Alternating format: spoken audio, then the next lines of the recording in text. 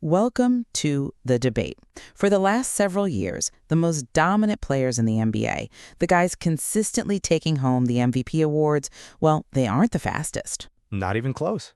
Right, they can't jump the highest, and let's be real, they don't look anything like your traditional American basketball superstars.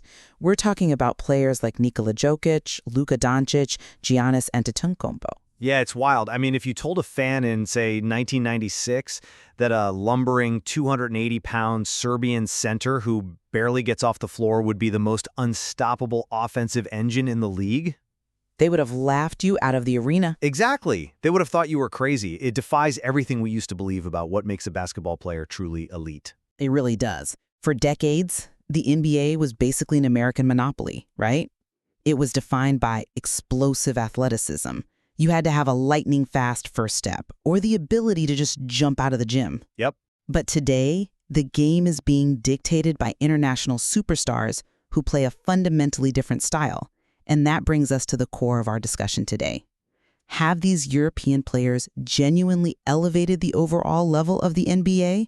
Or have they simply changed the stylistic landscape of the game to suit their own strengths? It really is the defining basketball question of our current era. Because, if you're a fan who grew up watching the physical, grinded-out basketball of the 90s Knicks or the Bulls, Oh, the nostalgia crowd. hey, it's a valid perspective. But those fans are probably yelling at their speaker right now that these modern European players wouldn't survive the bad boy Pistons. But let's actually unpack that, because it's much more complex than just nostalgia. I represent the side that says, no, they haven't elevated the league. They just benefited from a massive stylistic and rule shift that made the game softer. And I firmly hold the opposite position. European players have absolutely fundamentally elevated the NBA. They haven't just adapted to the league, they've taken a sport that relied heavily on raw isolation athleticism and transformed it into a highly tactical, system-based game of intelligence. Right. The beautiful game argument? Because it is. They raised the intellectual baseline. They forced everyone else to get smarter just to compete. Let's start with what actually sets these European players apart, because it goes way beyond just, shooting threes. Sure. It's their processing speed. They undergo early development in environments that are highly system-oriented.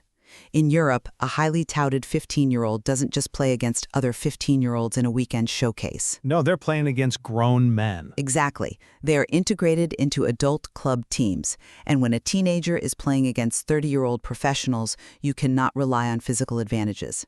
You just can't outrun or outjump a veteran who has been playing for 15 years. You have to outthink them. Precisely. You have to learn how to read the weak side defense, how to manipulate a pick and roll, how to execute a complex defensive rotation. Otherwise, you are off the floor, period. Yeah, the leash is very short over there. Very short. And this forces the development of incredibly high basketball IQ. Look at Luka Doncic. He controls the geometry of the court better than almost anyone in history. He uses deceleration, he gets a faster defender on his hip, traps him in what we call jail, and then just dictates the play entirely at his own pace. He does make it look easy. Right? And that isn't just a stylistic quirk. That is a higher level of tactical mastery than just clearing out the side of the floor and telling your best athlete to go play one-on-one. Okay, wait, I have to stop you right there. Because you're presenting this as if the NBA used to be a bunch of, unthinking athletes running around and the Europeans brought fire down from the mountain. I mean, tactically speaking, kind of. Oh, come on. To say the game has reached a higher level implies that the previous iteration of the NBA was somehow lesser. Let's look at the actual mechanics of why 90s and early 2000s basketball was built on isolation and raw athleticism. It wasn't because players lacked tactical imagination. Then what was it? It was because the rules demanded it. Think about the illegal defense rules back then. The illegal defense argument. It's crucial, though. Before 2001, the NBA had strict illegal defense rules. You were essentially forced to play strict man-to-man defense or commit to a hard double team. You couldn't just float in the space between players. Right. You couldn't play these complex hybrid zone defenses we see today. Because of that rule, the mathematically smartest thing to do was to clear out one side of the floor, give the ball to Michael Jordan or Allen Iverson, and let them beat their single defender. It was a perfectly rational response to the environment. But that's exactly my point. Isolation basketball is a relatively simple equation. Give the ball to the best athlete, player A beats player B. Today's game is exponentially more complex. Complex, maybe, but it requires far less physical resilience. I mean, listen to literally any former player from the 90s. Oh, the old heads complaining again. No, but they have a point. You hear guys from that era emphatically stating that today's game is just less physically tough.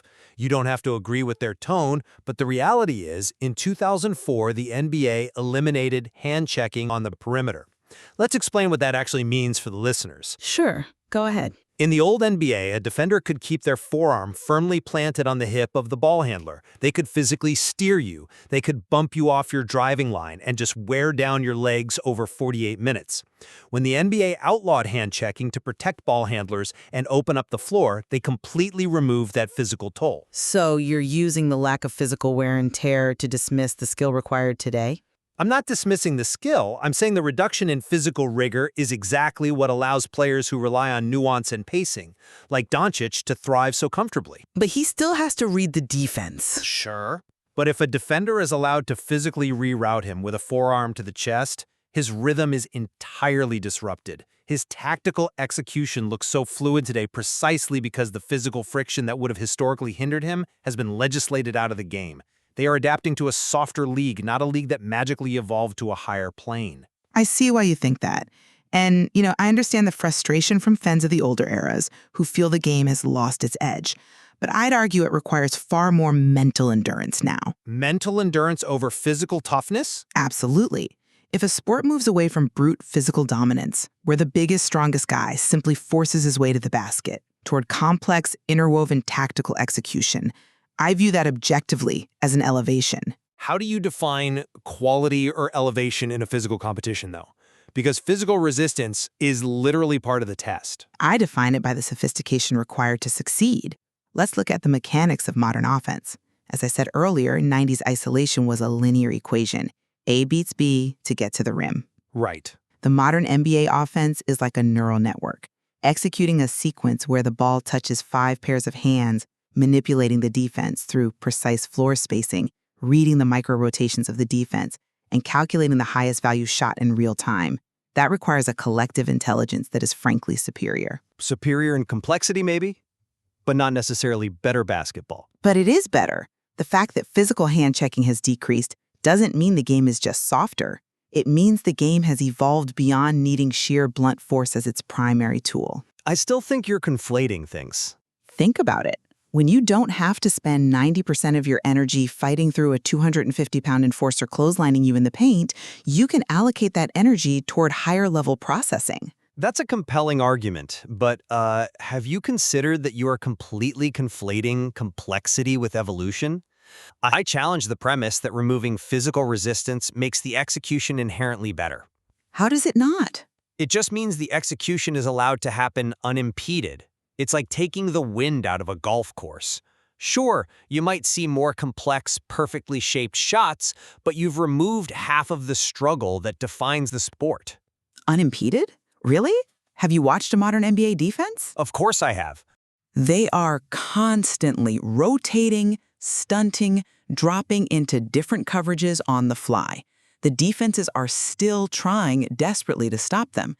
They just have to use positioning and anticipation rather than a forearm shiver. Yes, but within a set of rules that heavily restrict their ability to contest physically. And this brings us directly to Nikola Jokic, who is always the prime example in this debate. Well, let's talk about Jokic then. Because you cannot say the NBA rules simply allowed him to happen. I absolutely can. No, Jokic didn't just passively benefit from a rule change. He actively reimagined the entire center position. Historically, a center held his ground in the paint, grabbed rebounds, and executed simple post moves. Jokic is a 7-foot point guard. He's an incredible passer, I'll give you that, absolutely. But it's how he passes. He uses his background in water polo to make these absurd one-handed skip passes off a live dribble. He uses his eyes to manipulate the weak side defender. Yeah, the no-look passes are wild. If the low man steps up to stop the drive, Jokic throws a lob. If the low man stays home, he hits the cutter with a bounce pass. If the corner defender drops in to help, he throws a cross-court whip pass directly into the shooting pocket of his teammate. Right, he reads the floor beautifully. Defensive schemes literally had no historical blueprint for stopping a 280-pound center who processes the floor like a supercomputer. This proves that European players are the active agents of change here. They brought these tactical traits over and forced the NBA to elevate its sophistication just to try and counter them. See, you're entirely missing the point of Jokic's impact if you just chalk it up to individual genius forcing the league to adapt. Missing the point? How? I don't see his success as an isolated phenomenon where he independently raised the bar. His success is deeply structurally intertwined with the geometry of the modern court. But his passing is what creates that open geometry. No, it isn't. The modern emphasis on the three-point shot creates the passing lanes he exploits. Think about it mechanically. In the historical NBA we referenced, teams played with two traditional big men clogging the paint.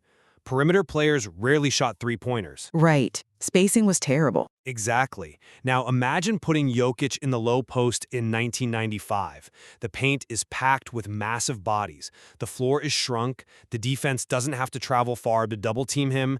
His brilliant passing lanes simply do not exist because there are four guys standing within 15 feet of the basket. So you are arguing he's just a product of the current environment that diminishes his unique talent entirely? Not at all. I'm not saying he isn't talented.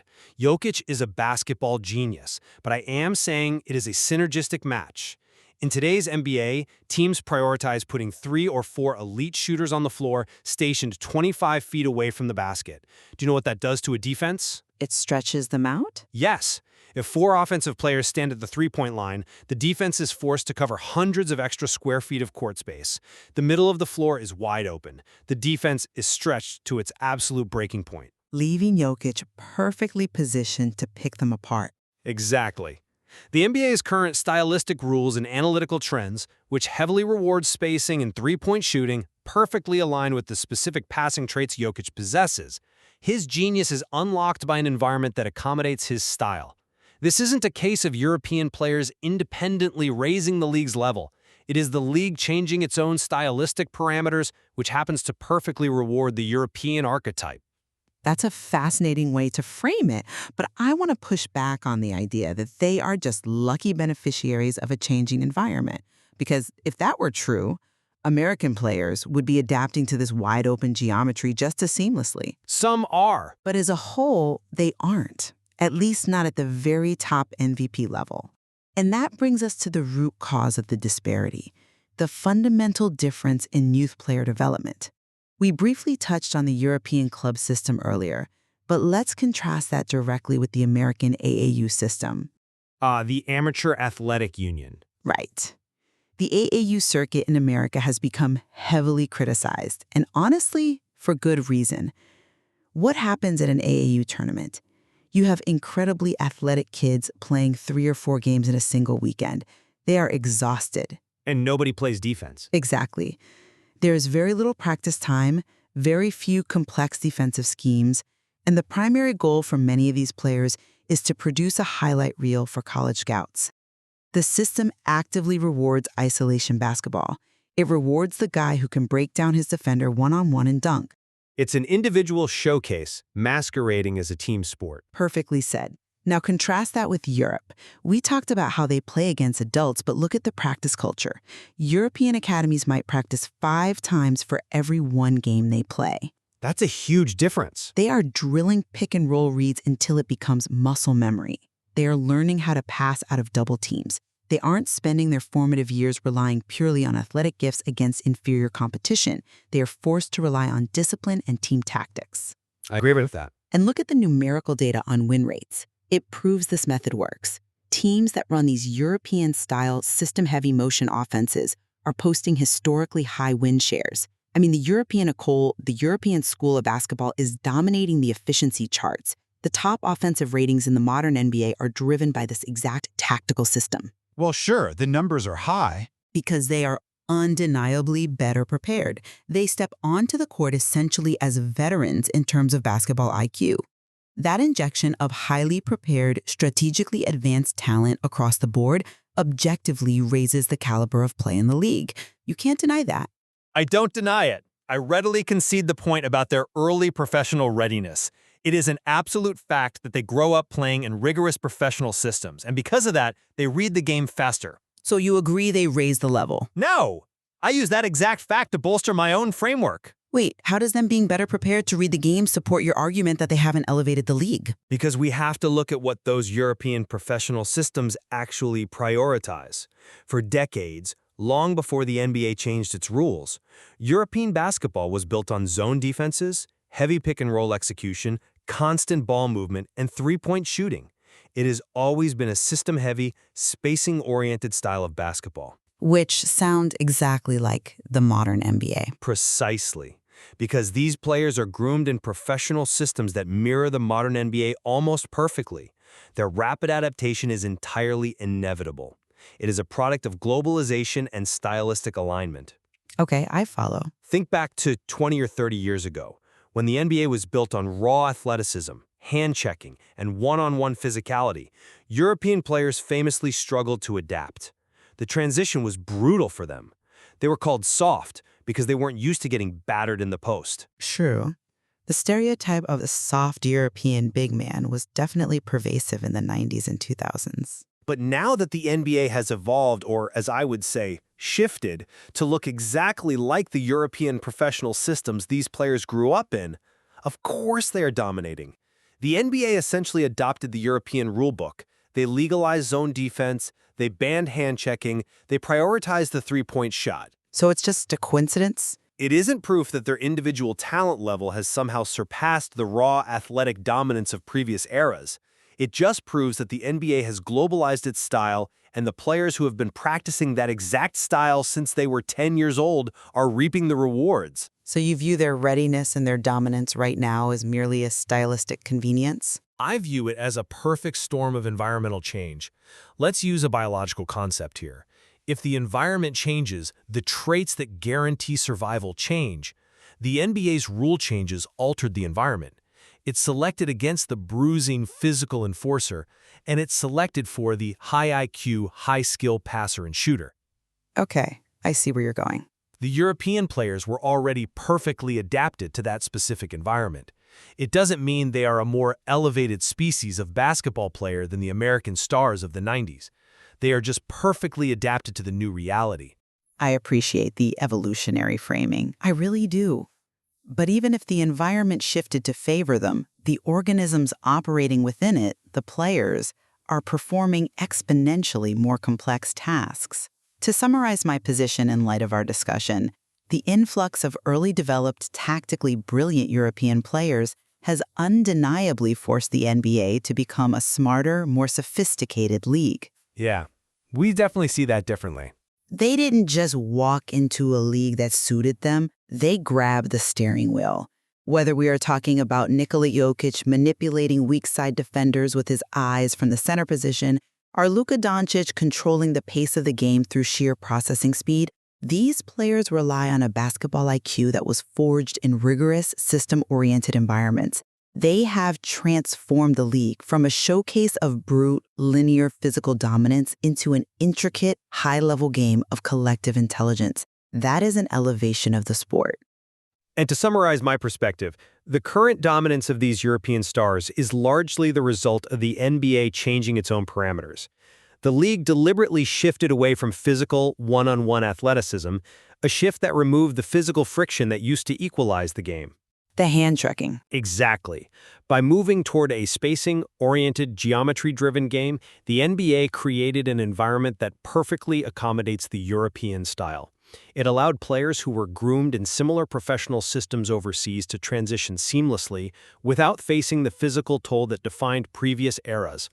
It is a profound, fascinating change in style and structure, but it is not necessarily a hierarchical elevation of the sport's overall quality. Well, I think where we absolutely find points of convergence is the recognition that the NBA has definitively and permanently become a global league.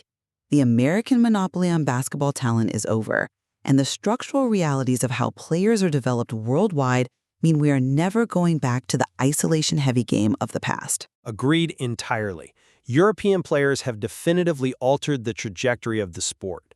The sheer diversity of skill sets we are seeing now, from European big men passing like point guards to American wings shooting from 30 feet, it's incredible.